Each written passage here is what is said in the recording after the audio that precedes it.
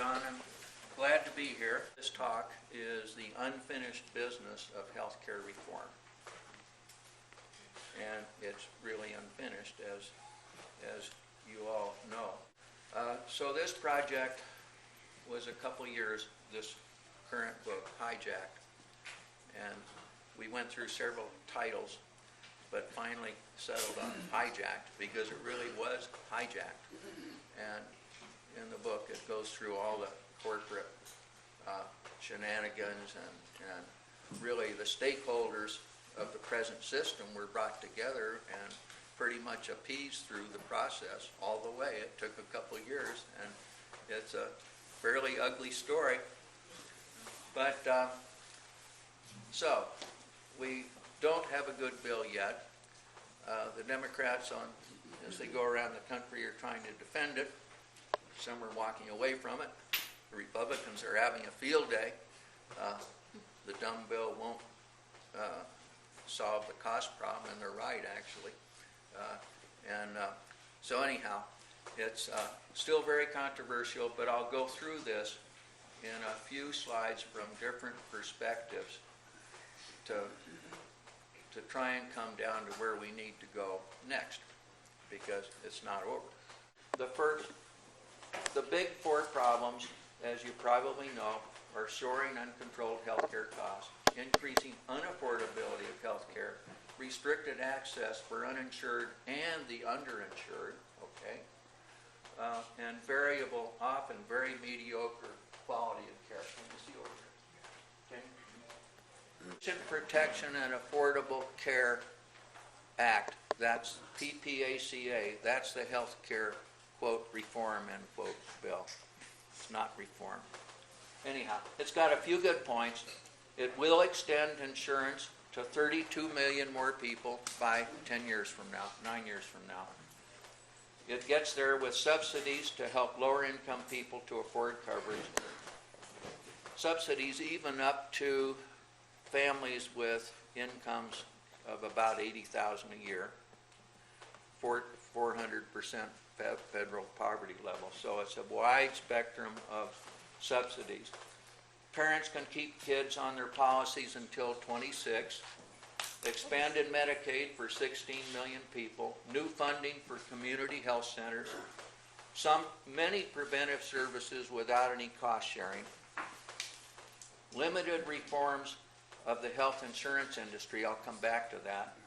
And a not-for-profit patient-centered outcomes research institute, which a lot of names, which sounds like a good idea, and it won't be as effective as we might hope, though. Next slide. So, but it's got a bunch of bad points.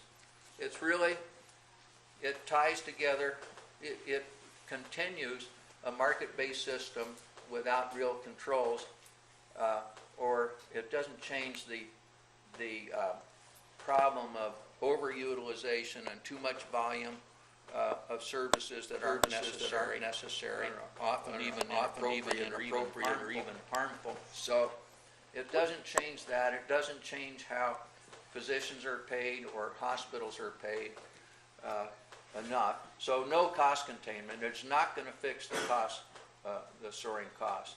It doesn't end up, even after all these huge subsidies, with universal coverage, no price controls, bonanza for industry, drug industry, medical device industry, medical supplies, insurance industry, perverse incentives, I mentioned, continued unaffordability for many millions of people, ineffective insurance reforms. We can come back to any of this. New layers of waste and bureaucracy. In 2014, we'll get all these exchanges. You know, that's a whole complicated area which we don't understand much yet, but huge bureaucracy still to come. And this supposedly reformed system won't be sustainable. Well, okay. Remember those initial four big problems, though, because that's what we're trying to fix, and that's what we'll have to come back to. Next slide, please. So, how did it go off the track so bad? Corporate self-interest dominated the whole political process, be it the insurance industry or drug industry or on and on, hospital industry. Poor framing of the issues, excess caution by Democrats and the Obama administration. They wanted something down the middle of the road that would be politically expedient, and look what they got. Distortion, disinformation, and deception in the whole healthcare debate. The media thrived on this. You saw all the cartoons. The Great Noise Machine, that was a good cartoon. The cartoonists had a field day. So the media made huge incomes off of the whole issue and disregard of the public opinion. There was a citizens health care working group set up. So I remember there were 12 places around the country, from Boston to Phoenix, and all kinds of places, and groups of very well informed people from many perspectives studied the whole healthcare reform problem and came up with their recommendations. And it's too complicated to talk about here right now, but the summary of what they came up with had single payer as the leading reform method. And then all that totally discounted. Amazing. So, next slide. Oh yeah, here's what we get in the media. Death panels and on, and killing Granny, and on and on. Socialized medicine, and yeah, next slide. And then, but here's the dynamic at work. I mean, yeah, we want to get prices and costs of care under control, but cut someone else, right? And that's classic. I mean, that's a lot of the players, right? So, insurance industry, employers, physicians, it's a whole bunch. Next slide. So, what can we learn from this failed reform effort? Well, number one, corporate stakeholders hijack the political process to protect their markets. It's all about markets. We didn't recognize that markets have failed for 30 years. They failed. And that's a whole discussion too. We could talk at length about how the competitive marketplace in healthcare doesn't work. It just doesn't work. Prices go up and groups consolidate and they get control of insurance market or hospitals get control in communities, and there's no such thing as real competition in healthcare, not like in other industries. So we didn't recognize that. Instead, we tried to appease the market stakeholders, and look what we got. Then the failing insurance industry lacks enough value to justify its bailout. Yeah, it's failing. My last book before this was on the insurance industry. Do Not Resuscitate is my title. And it goes through the whole thing. I mean, it's a dying industry. And this bill subsidizes it to keep it alive for another 10 years. It's amazing. But it's a dying industry. And now they're feeding it the public trough because private insurance is drying up. Employer insurance is going down like that. And people can't afford individual policies. And so the insurers are getting into the Medicaid area and, of course, into Medicare Advantage, which you probably are pretty familiar with too. And in general, they just cost a lot more than traditional Medicare. I mean, it's a ripoff. Anyhow, the middle of the road approach by Democrats and the administration, didn't work. We got run over in the middle of the road. Unwillingness of political leaders to acknowledge failure of incrementalism. We've had incremental fixes tried for 30 years in various states, and they haven't solved our problems. And the framing was way off base from the start. Next slide. So, why it won't bill, I came across this I like. Herbert Stein was an economist, or is an economist, and if something can't go on forever, it'll stop. Well, that makes pretty good sense. I think it's going to happen here. And private insurers are on a death march, unless they get subsidized, and that'll just keep them alive a little longer, but they're dying. Employer-sponsored insurance is in continued decline. Now they just try and offload more costs on their employees, right? And chop any retirement benefits, right? So incrementalism hasn't contained costs in the past, and they won't this time. Meanwhile, the safety net just falls apart more and more. Example, Las Vegas, Nevada, University Hospital. They chopped out in the last 6 or 8 months the whole oncology chemotherapy program. The clinic, the oncology clinic, chopped. Next slide. So how will insurers game the new law? Well, you see in the press right now, this whole thing about medical loss ratio. The state regulators, they had a big group to decide what should be covered as direct, paying for care versus not, and they fought it out. But the insurers got quite a bit out of that. They lost a little bit, but they did pretty well, and so they've been fighting to say that everything we do, including fighting fraud and all this stuff, should count as direct patient care. And continued escalation of premiums, you read that all the time. They're going up, 10%, 15%, 20%. Some places even up 40% in the individual market. Grandfathered employer-sponsored plans are exempt from regulations for 8 more years. Insurance industry lobbies for the minimal benefit requirement rules. We don't hear anything about that yet, but that's still unwritten, what kind of things will be covered and not covered. That shoe hadn't dropped yet. Wait till we see that. The insurers will say, we don't want to cover very much stuff. So, and they market increasingly crummy policies, actuarial value as low as 60%, which says that if you have this policy, it'll cover 60% of your healthcare costs. Well, that's not very good if you have cancer or heart disease, or, and then they're pushing hard against state regulators. Next slide. So now, this just lays out, I try to compare in the next several slides, multi-payer, which is what we have now, versus single payer.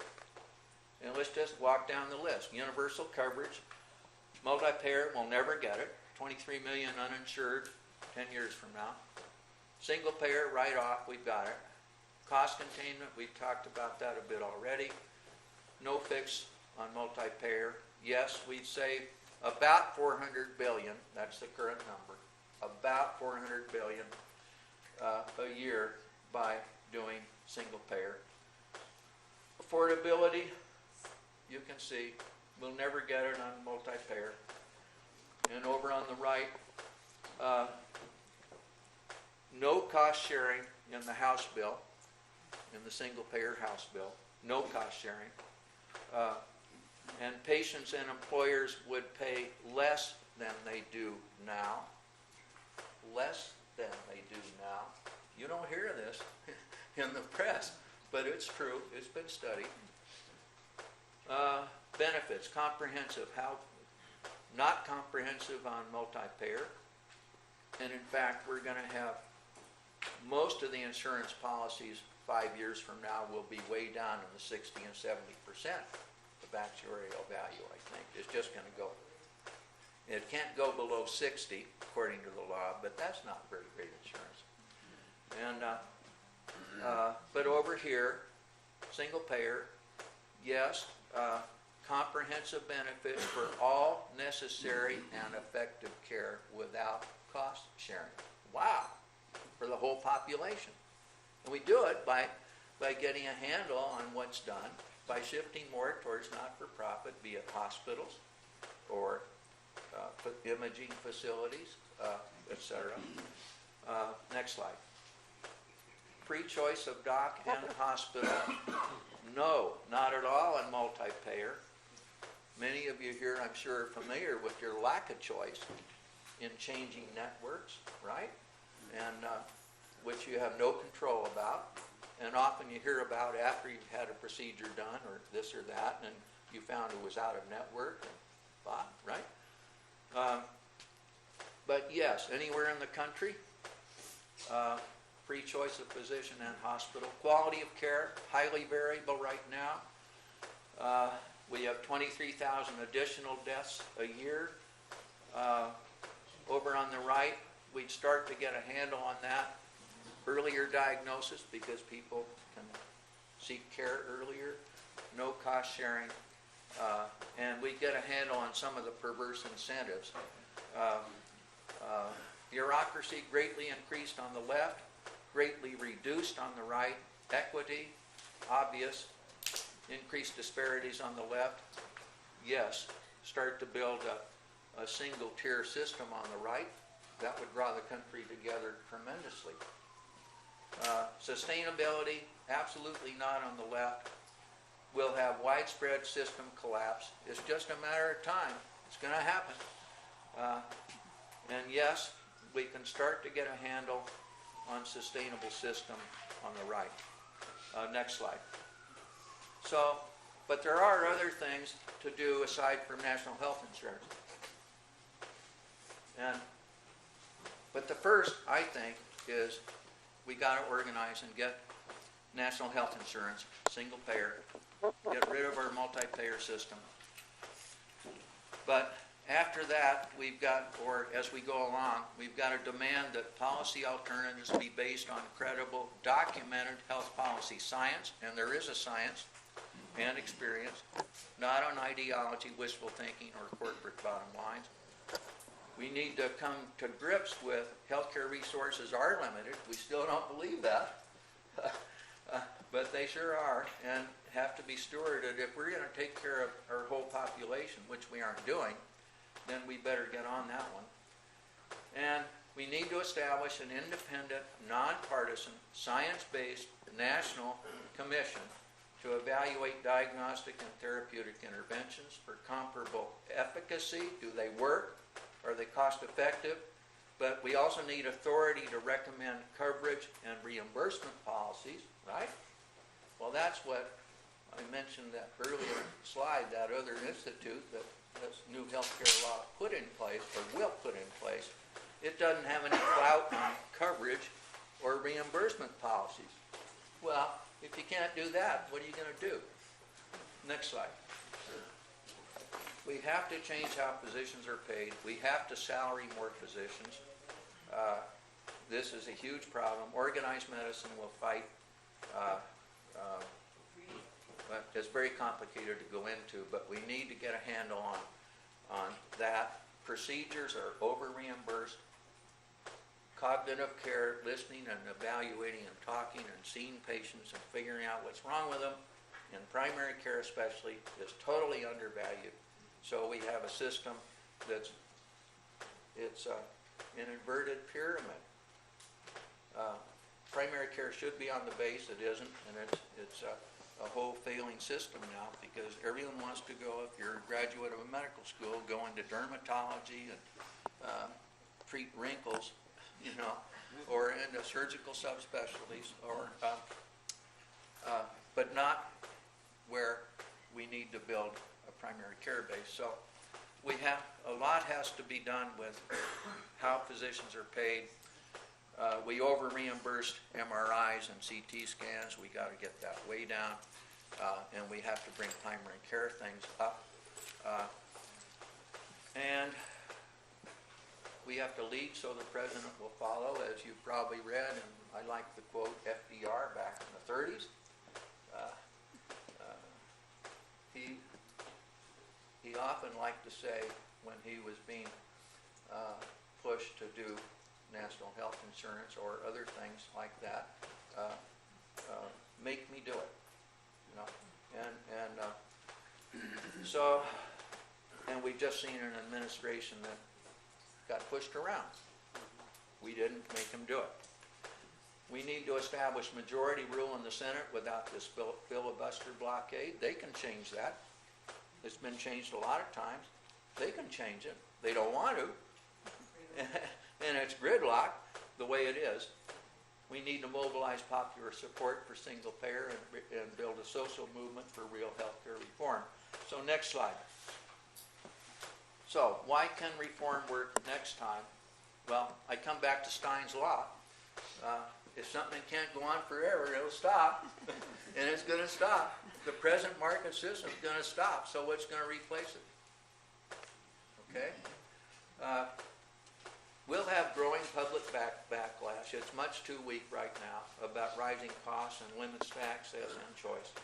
We'll have backlash from business over costs, both small and big business, I think, and less competitive in global markets. Wait till that starts, that shoe drops. We'll not be able to sustain subsidies. They'll be huge. And growing support among physicians and other healthcare professionals. Most people don't realize, but there was a national study 2 years ago, 2,200 physicians, all specialties, U.S., 59% were in favor of single payer. 59%, big study. Massachusetts, just this last week, the Massachusetts Medical Society just surveyed their docs in the state, and more than anything else, they're for single payer. That's where that Massachusetts thing, which was the model for what we got here, physicians don't like it. And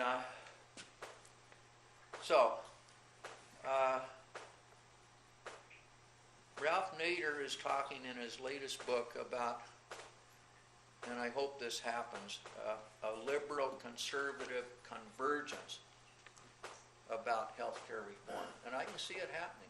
If you're in big business, you've got to get a handle on this, right? If you're in small business, you've got to get a handle on it pretty soon. So that may happen. I think, and I can guess, if that happens, it might change pretty quick. Then the power of social action from the grassroots. And next slide. This is my last slide. This is Bill Moyers. And here's what he says now. This year, this is a perilous moment. The individualist, greed-driven, free market ideology that both our major parties have pursued is at odds with what most Americans really care about. Popular support for either party has struck bottom as more and more agree that growing inequality is bad for the country, that corporations have too much power, that money in politics has corrupted our system, and that working families and poor communities need and deserve help because the free market has failed to generate shared prosperity. Its famous unseen hand has become a closed fist. That sums it up.